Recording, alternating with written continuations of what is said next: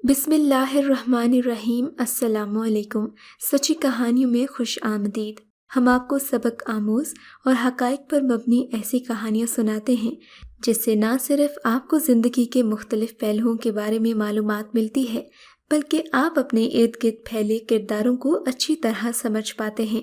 ہماری کہانیوں کا مقصد آپ کو آگہی دینا ہے، اس لیے کسی بھی کہانی کے بارے میں کچھ بھی لکھنے سے پہلے ہماری پوری کہانی کو سن لیجیے۔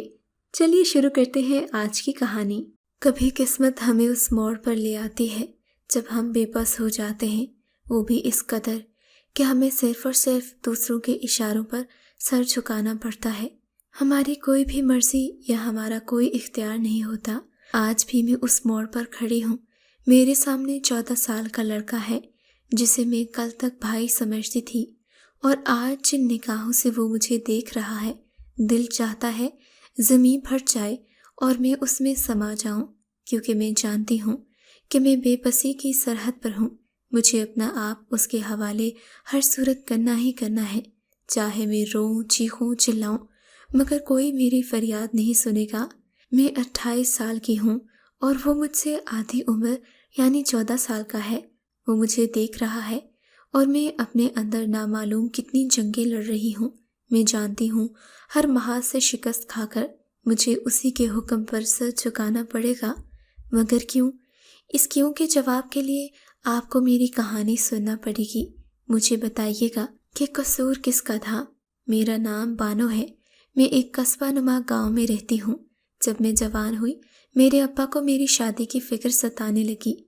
شوکت ہمارے ہی گاؤں کا گبرو نوجوان تھا اور رکشہ چلاتا تھا۔ میں چند ایک بار اس کے رکشے میں اپنی ماں کے ساتھ بیٹھ چکی تھی۔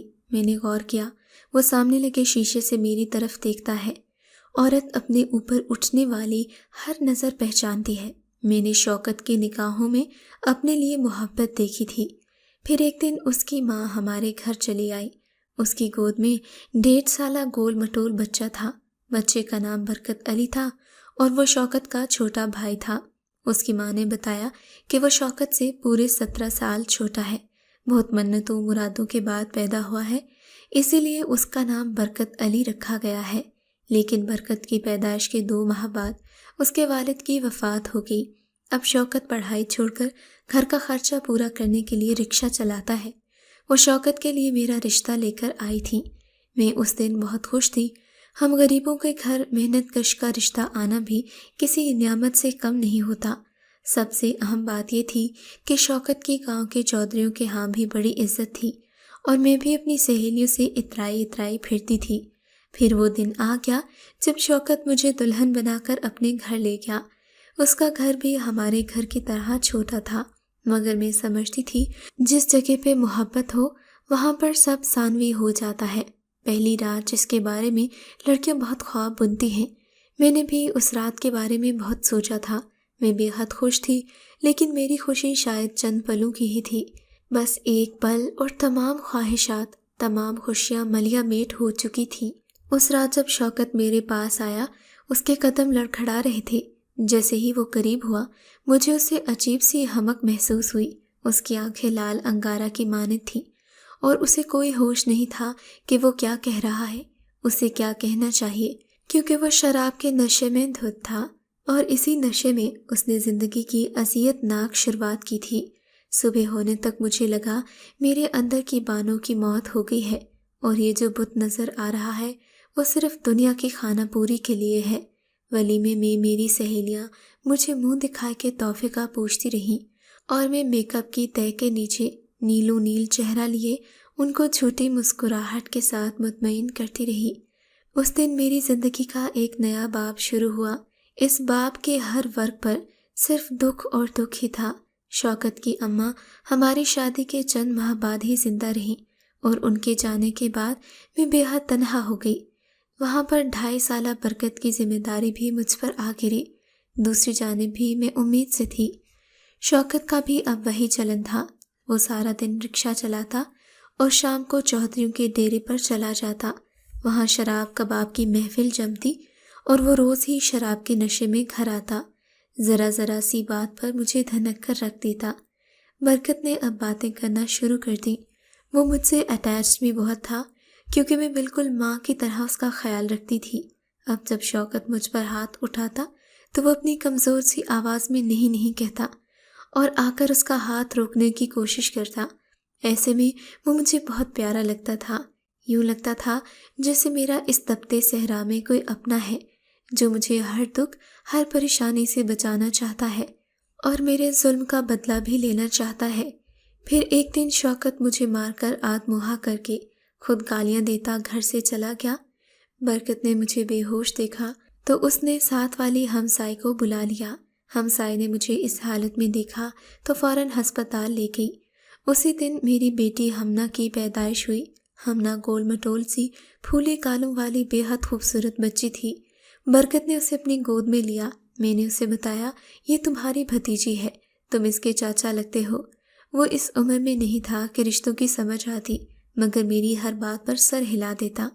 شوکت کو جب پتہ چلا کہ اس کے گھر بیٹی ہوئی ہے تو وہ ہسپتال سے مجھے لینے آیا۔ سب سے حیرت انگیز بات یہ تھی کہ اس کے ہاتھ میں فروٹس کے شاپر اور بچی کے لیے کچھ چیزیں تھیں۔ اس نے مجھ سے پچھلے تمام رویوں کی معافی مانگی اور کہا اب میں کبھی شراب پی کر گھر نہیں آؤں گا، نہ ہی وہ مجھ پر ہاتھ اٹھائے گا۔ میری بیٹی ہمنا میرے لیے خوش قسمت تھی۔ اس کے پیدا ہوتے ہی شوکت میں ایک اچھا بدلاؤ آیا تھا۔ برکت بھی اپنے بھائی کو دیکھ کر بے حد خوش ہوا کیونکہ وہ میرے ساتھ نرمی سے بات کرتا تھا۔ اس دن ہمارے گھر میں خوشیاں ہی خوشیاں تھیں۔ شوکت کبھی اپنی بیٹی کے ساتھ کھیلتا اور کبھی مجھے کھانے کے بارے میں پوچھتا۔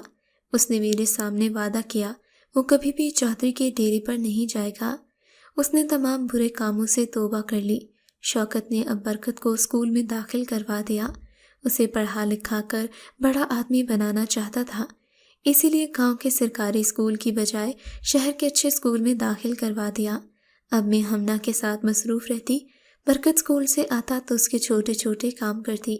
شوکت اب سر شام ہی گھر آ جاتا، پھر وہ ہمنا کے ساتھ کھیلتا تو میں کھانا بنا لیا کرتی۔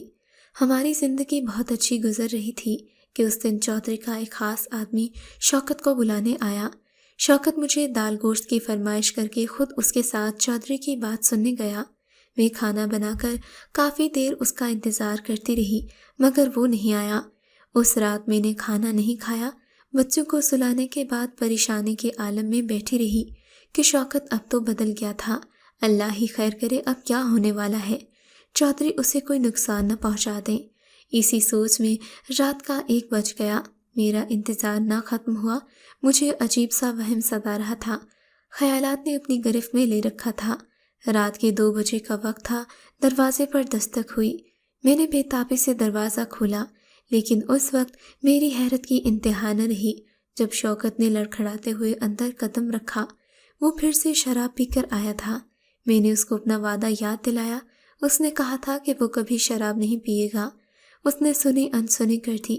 وہ سونے ہی لگا تھا مگر میں نے اسے زور دیا کہ اب تو اس کی بیٹی ہے، وہ اپنی بیٹی کی خاطر بدلا تھا۔ اس بیٹی کا کوئی احساس ہے یا نہیں؟ اس نے مجھے گھور کر دیکھا۔ شراب کے نشے میں وہ اپنی پرانی روش پر آتے ہوئے مجھے مارنے لگ گیا۔ ایک بار پھر میں قسمت کے ہاتھوں اور شوکت کے ہاتھوں مار کھا رہی تھی۔ میں دونوں جانب سے بے بس تھی۔ اس دن کے بعد میری زندگی کی وہ سیاہ رات شروع ہوئی جس کی صبح کا انتظار مجھے اس موڑ پر لے آیا جس کا میں نے کہانی کے آغاز میں آپ کو بتایا تھا۔ اس دن کے بعد اگلے آنے والے چند دنوں میں مجھ پر ایسے انکشافات ہوئے کہ میں ان کی تاب نہ لاتے ہوئے دنوں تک بیمار رہی۔ اس دوران میری بیٹی کو بھی برکت اپنے ننھے منھے ہاتھوں سے سنبھالتا رہا اور میری دل جوئی کرتا رہا۔ شوکت کے بارے میں جو باتیں مجھے پتہ چلی انہوں نے میری ہستی کو ہلا کر رکھ دیا۔ شوکت نہ صرف شراب پینے کی گندی لت میں مبتلا تھا بلکہ اس کی سب سے غلیظ ترین حقیقت جو میرے سامنے آئی تھی اس نے مجھے اپنی نگاہوں سے بھی گرا دیا، کیونکہ اب جب شوکت شراب پی کر آتا تھا تو مجھے مارتا نہیں تھا بلکہ بہت زیادہ باتیں کرتا تھا۔ اس کی مار پیٹ سے تو میرا جسم زخمی ہوتا تھا مگر آج اس کی باتوں سے میری روح چھلنی ہونے لگی۔ کاش یہ سب سننے کی بجائے میں اپنے کانوں کے پردے پھاڑ دیتی، مگر میری مجبوری تھی کہ میں اس کی بیوی تھی اور ایک اچھی بیوی ہونے کے ناطے مجھے یہ فرض ساری زندگی نبھانا تھا۔ شوکت جو کہ چودھریوں کے شکنجے میں تھا یا پھر چودھری اس کے شکنجے میں تھے، یہ کہنا مشکل تھا۔ شوکت رکشہ چلاتا تھا اور اس کے رکشے میں اسکول کالج کی لڑکیاں بھی شہر پڑھنے جاتی تھیں۔ جب بھی کوئی اکیلی معصوم صورت لڑکی اس کے رکشے میں بیٹھتی تو وہ بڑی چالاکی سے اسے بہلا پھسلا کر چودھری کے ڈیرے میں لے جاتا اور وہاں پر چودھری اس معصوم لڑکی کی عصمت کو تار تار کرتے۔ پھر یہ لوگ دلال بن کر اس لڑکی کو بازار حسن جیسی غلیظ اور گندی جگہ پر بیچ آتے۔ وہ یہ کام عرصہ دراز سے اس خاموشی اور رازداری سے کر رہے تھے کہ دیواروں تک کو پتہ نہیں تھا۔ اب جب ہماری زندگی میں ہمنا آ گئی تو شاید شوکت کو احساس ہونے لگا کہ اس کی بھی ایک بیٹی ہے، اب اسے ان معاملات میں نہیں پڑنا چاہیے۔ مگر کیا کہتے ہیں کہ کمبل سے ہم جان چھڑانا بھی چاہیں تو وہ ہمارے ساتھ ہی لپٹے گا۔ بالکل ایسا ہی شوکت کے ساتھ ہوا تھا۔ چودھریوں کے منہ جو عادت لگ چکی تھی وہ کیسے جاتی؟ اگر پہلے شوکت اپنی رضامندی سے لڑکیاں انہیں سپلائی کر رہا تھا تو اب شاید مجبوری میں ہی صحیح، لیکن وہ اس کام کو چھوڑ نہیں سکتا تھا۔ وہ یہ بھی جانتا تھا کہ یہ عیش بھی چودھریوں کی دی ہوئی رقم کے سر پر ہے، ورنہ رات بھر شراب پینے کے بعد صبح رکشہ چلا کر کس طرح کمائی ہوتی ہے۔ اب مجھے شوکت سے گھن آتی تھی۔ جیسے جیسے ہمنا بڑی ہو رہی تھی وہ بے حد پیاری لگتی۔ میں اسے دیکھتی تو ڈر جاتی، مجھے لگتا کہیں اس کو اپنے باپ کے کرموں کی سزا نہ مل جائے۔ میری یہ سوچ راتوں کی نیند اڑانے کے لیے کافی تھی۔ برکت بھی بڑا ہو رہا تھا، اس کی کوئی بھی عادت اپنے بڑے بھائی پر نہیں گئی تھی۔ وہ بے حد پیارا اور اپنے کام سے کام رکھنے والا خاموش طبیعت لڑکا تھا۔ ادھر میں نے شوکت کو اس کے حال پر چھوڑ دیا۔ وقت گزرتا گیا، یہاں تک کہ برکت 14 جبکہ میری ہمنا 12.5 سال کی ہو گئی۔ برکت کا قد کافی لمبا تھا، وہ اپنی ماں سے عمر میں بڑا لگتا تھا، مجھے بھابھی کہا کرتا۔ ہمنا اسے چاچو کی بجائے چا کہتی تھی اور وہ ہم دونوں ماں بیٹی کا بہت خیال رکھتا۔ میرے لیے وہ بالکل ہمنا جیسا ہی تھا، اس کو میں نے اپنی اولاد بنا کر پالا تھا۔ اب مجھے شوکت کی پرواہ نہیں تھی، اس کے وہی شب و روز تھے۔ میں نے خود کو ان پریشانیوں سے اور فکروں سے آزاد کر دیا تھا۔ انہی دنوں ہماری زندگی پھر سے ایک طوفان کی زد میں آئی کہ سب کچھ ملیا میٹ ہو گیا۔ سب زندگیاں نہ صرف برباد ہو گئیں بلکہ تباہ و برباد ہو گئیں۔ اس دن شوکت کے رکشے پر ایک بے حد خوبصورت اور تنہا لڑکی بیٹھی، جس کا حسن دیکھ کر شوکت کی نیت خراب ہو گئی۔ وہ اسے کہنے لگا کہ اس طرف سے سڑک ٹھیک نہیں ہے، وہ اسے دوسری جانب سے کچے پہیے کی طرف اس کی مطلوبہ جگہ پر چھوڑ آئے گا۔ وہ اسے لے کر چودھریوں کے ڈیرے میں جو کہ دریا کے کنارے واقع تھا لے گیا۔ اسے کہنے لگا تم یہاں بیٹھو، میں رکشے میں تھوڑا سا مسئلہ ہے وہ ٹھیک کر لوں، پھر تمہیں گھر چھوڑ آؤں گا۔ وہ سیدھا چودھری کے پاس حویلی پر آیا اور اس نے لڑکی کے بارے میں چودھری کو بتایا۔ جب وہاں ڈیرے پہ یہ شیطانی کھیل کھیلا جا رہا تھا تبھی میرے در پر دستک ہوئی۔ میں نے دروازہ کھولا، باہر ساتھ والے گاؤں کے چودھری اور ان کے آدمی تھے۔ انہوں نے مجھ سے شوکت کے بارے میں پوچھا۔ میں نے کہا وہ تو رکشہ لے کر گیا ہے، لیکن ان کے انداز سے ہی مجھے کچھ غلط ہونے کا احساس ہوا۔ پوچھنے پر معلوم ہوا کہ شوکت کے رکشے پر ساتھ والے گاؤں کے چودھری صاحب کی بیٹی بیٹھی تھی، لیکن وہ ابھی تک گھر نہیں پہنچی۔ یہ بات انہیں گاؤں کے قوالے نے بتائی تھی کہ چودھری صاحب کی بیٹی رکشے میں بیٹھ کر گھر گئی تھی۔ اپنے شوہر کا یہ کارنامہ سن کر میں نے دل تھام لیا۔ میں جانتی تھی وہ لڑکی کہاں ہوگی اور اس کے ساتھ کیا ہو رہا ہوگا، لیکن میں نے انہیں کچھ نہیں بتایا۔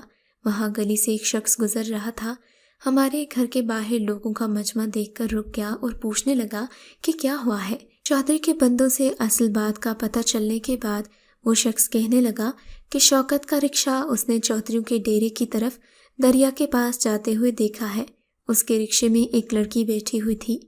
یہ سنتے ہی چودھری اور اس کے آدمیوں نے فوراً ڈیرے کی طرف دوڑیں لگا دیں۔ میں دروازے کے باہر دروازے کو تھامے بیٹھی سوچنے لگی کہ اب کیا ہونے والا ہے۔ برکت اسکول سے آیا، مجھے اس طرح پریشان دیکھ کر پوچھنے لگا کہ کیا ہوا ہے۔ میں نے بتایا تو وہ مجھے تسلی دینے لگا۔ یکدم میرا بلڈ پریشر لو ہو گیا۔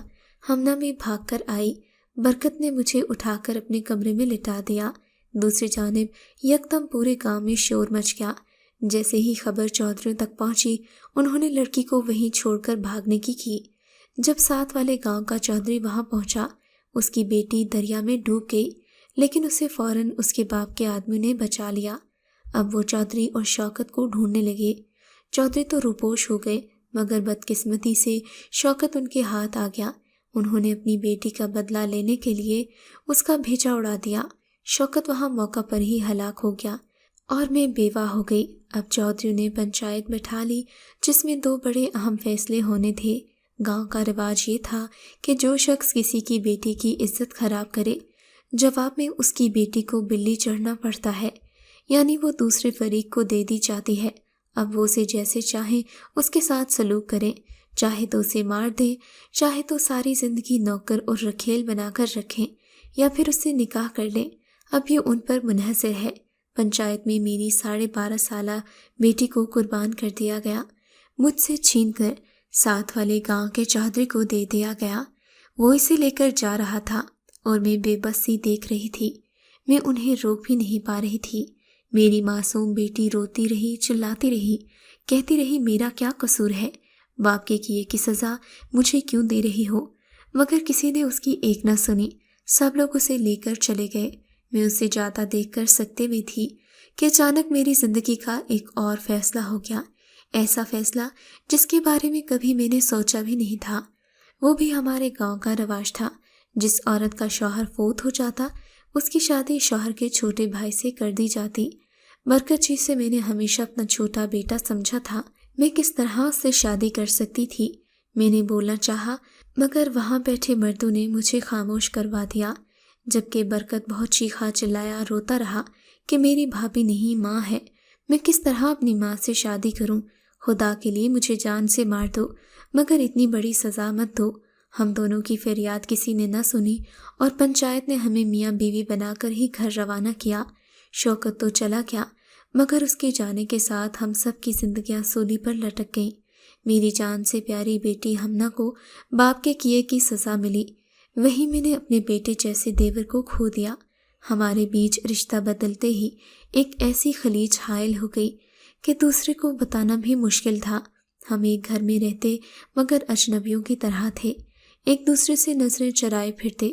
دوسری جانب ہمنا کو چودھری اپنے گھر لے گیا۔ وہاں چودھری کی ماں نے اسے دیکھ کر چودھری کو اس کے پاس جانے سے منع کر دیا۔ شاید یہ میری ماں کی کوئی نیکی تھی جو میری بچی کے سامنے آ گئی۔ چودھری اپنی ماں کی بات نہیں ٹال سکتا تھا۔ چودھری کی ماں نے ہمنا کو اپنے کمرے میں رکھ لیا اور پھر اسے اسکول داخل کروا دیا۔ وہ اسکول کا سبق بھی پڑھتی اور اس کی ماں کی خدمت بھی کرتی۔ اس طرح 3 سال بیت گئے۔ ہمنا 16 سال کی ہو چکی تھی۔ ایک دن چودھریوں کا بیٹا انگلینڈ سے اچانک اپنی تعلیم مکمل کر کے آ گیا۔ اس نے گھر والوں سے ہمنا کے بارے میں پوچھا۔ جب اسے حالات معلوم ہوئے تو اس نے کہا کہ وہ اس لڑکی سے شادی کرنا چاہتا ہے۔ چودھری نے کہا، یہ ممکن نہیں۔ اگر تم اس سے ویسے تعلق رکھنا چاہو تو مجھے کوئی اعتراض نہیں، مگر تم اسے بیوی نہیں بنا سکتے۔ یہاں پر بھی چودھری کی ماں سامنے آ گئی۔ اس نے مداخلت کرتے ہوئے چودھری کی بیٹے کی شادی ہمنا سے کروا دی۔ جس دن اس کی شادی ہوئی اسی دن چودھری کی ماں انتقال کر گئی۔ جاتے ہوئے وہ میری بیٹی کو محفوظ ہاتھوں میں تھما گئی تھی۔ ہمنا کے شوہر نے اسے بہت پیار دیا، اس کی زندگی کی ہر خواہش کو پورا کیا۔ اللہ کا شکر ہے میری بیٹی کی قسمت میرے جیسی نہیں تھی۔ پھر ایک دن ہمنا میرے گھر آئی۔ وہ ہنی مون پر انگلینڈ جا رہی تھی۔ اس کا شوہر مجھ سے بہت عزت سے ملا، مجھے کہنے لگا اب وہ ہمیشہ ملتے رہیں گے۔ ہمنا جاتے جاتے مجھے کہہ کر گئی تھی کہ امی آپ بھی اب برکت چاچو کو دل سے قبول کر کے میاں بیوی کی طرح رہنا شروع کر دیں۔ میں نہیں جانتی تھی یہ میرے لیے کس قدر مشکل تھا، مگر میری بیٹی نے پہلی بار کوئی فرمائش کی تھی کہ وہ مکمل محبت کرنے والی فیملی چاہتی ہے۔ اس کی خواہش کو پورا کرنے کے لیے میں نے اپنے دل کو آمادہ کر لیا۔ اب میں نے برکت کے ساتھ جان بوجھ کر وقت گزارنا شروع کیا۔ وہ جھلا کر رہ گیا، مگر میں نے بھی ہمت نہ ہاری۔ شروع میں وہ تھوڑا گھبرایا، مگر پھر آہستہ آہستہ سب کچھ معمول پر آ گیا۔ پھر ایک دن میں نے اسے اپنے دل کی ہر بات بتا دی۔ میرے حالات سن کر اس کی بھی آنکھیں نم ہو گئیں، مگر وہ میری آنکھوں میں آنے والی آخری نمی تھی۔ اس کے بعد برکت علی نے مجھے کبھی اداس نہیں ہونے دیا۔ آج بھی وہ اپنی چھوٹی چھوٹی باتوں سے مجھے ہنساتا ہے، میرا یوں خیال رکھتا ہے جیسے کوئی نو بھیاتا جوڑا ہوتا ہے۔ آپ کو اگر یہ کہانی اچھی لگی ہے تو اس ویڈیو کو لائک کیجیے اور اس طرح کی مزید کہانیاں سننے کے لیے ہمارے چینل کو ضرور سبسکرائب کیجیے۔ کہانی سننے کا شکریہ۔ آپ سے ملاقات ہوگی اگلی ویڈیو میں، تب تک کے لیے اللہ حافظ۔